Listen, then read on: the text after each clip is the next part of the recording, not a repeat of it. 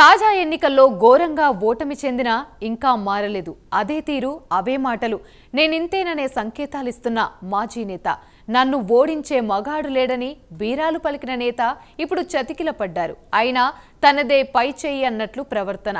తన పార్టీ సైతం ఘోరంగా ఓడిపోయిన సంగతి మర్చిపోయి అదే బూతు పురాణం మొదలు పెడుతున్న నేత. ఇంతకీ ఎవరా నేత? Watch the story.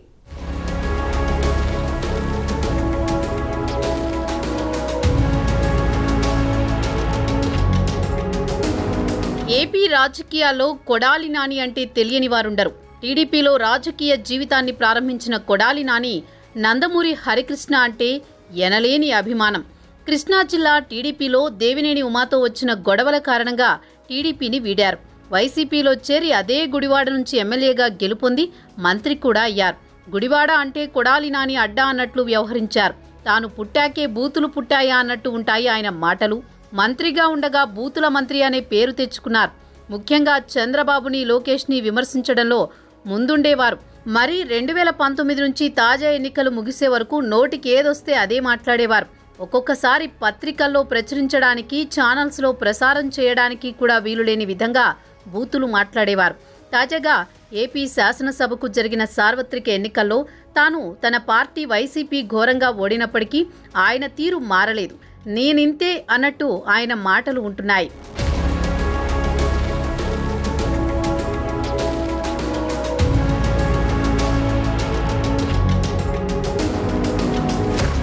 ఆంధ్రప్రదేశ్ రాష్ట్రంలో తాజా ఎన్నికల్లో వైసీపీ అధికారం కోల్పోగా కూటమి పాలనా పగ్గాలు చేపట్టిన సంగతి తెలిసిందే.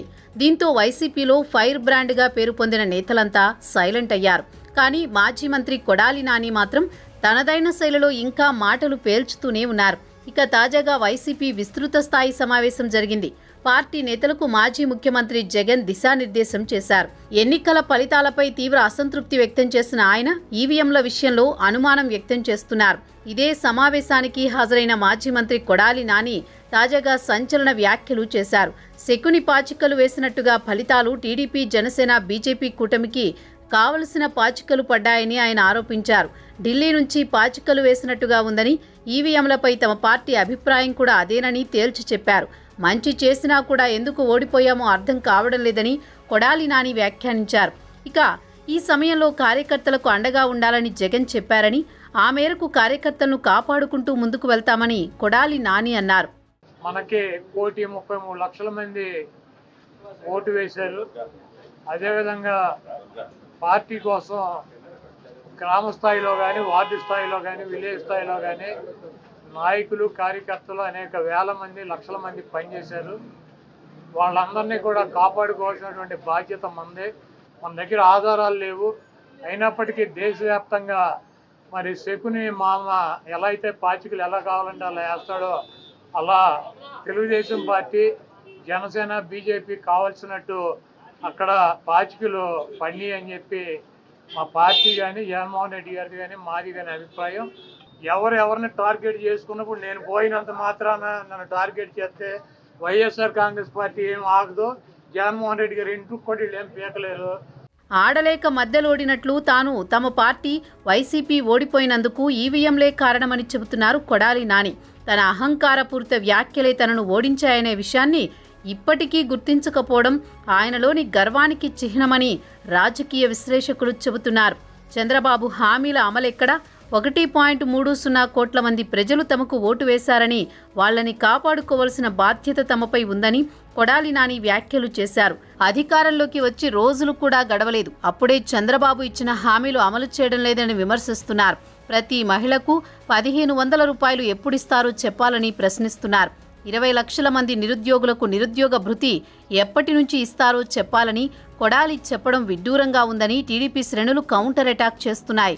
ఋషికొండ భవనాలలో జగన్ ఉంటాడా అని తనదైన శైలిలో వ్యాఖ్యానించారు. కూటమి ప్రభుత్వానికి 6 నెలల సమయం ఇద్దామని జగన్ చెప్పారని, అందుకే సైలెంట్గా ఉన్నామని చెబుతున్నారు. కొడాలి నాని వ్యాఖ్యలు చూస్తే చింత చచ్చినా పులుపు చావలేదని విశ్లేషకులు అంటున్నారు. చంద్రబాబు నాయుడు చెప్పినటువంటి దొంగ హామీలని ఎట్టి పరిస్థితుల్లోనూ నెరవేర్చలేడు. ఎందుకంటే ఇవాళ చూసాం, సూపర్ 6 అని పెట్టాడు.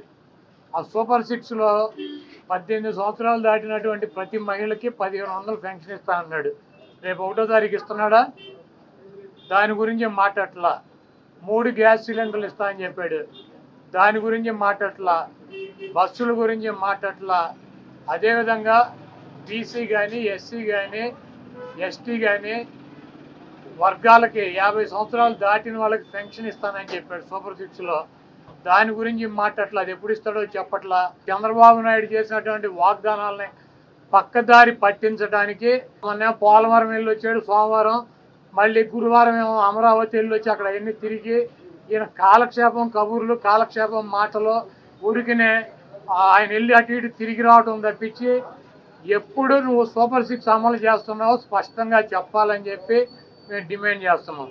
ఇప్పటికీ కొడాలి నాని తన తీరు మార్చుకోకపోవడంపై నెటిజన్లు కూడా హేళన చేస్తున్నారు. ఇచ్చిన హామీలు పక్కదారి పట్టించడానికి పోలవరం, అమరావతి అంటూ చంద్రబాబు తిరుగుతున్నాడని కొడాలి నాని ఆరోపణలు చేయడంపై టీడీపీ శ్రేణులు మండిపడుతున్నాయి. ఋషికొండలో ఉన్న భవనాలను గురించి తప్పుడు ప్రచారం చేస్తున్నారని, ఋషికొండలో ఉన్న భవనాలు జగన్ నివాసాలు అని చెబుతున్నారని, ప్రభుత్వ భవనాల్లో ఉండాల్సిన కర్మ జగన్కు లేదని కొడాలి నాని కరుకుగా మాట్లాడుతున్నారు. అదేవిధంగా ఎవరు టార్గెట్ చేసినా భయపడేది లేదని పేర్కొన్నారు. మరోవైపు తన శైలికి తగ్గట్లు ఎవరూ జగన్ వెంట్రుకు కూడా పీకలేరన్నారు.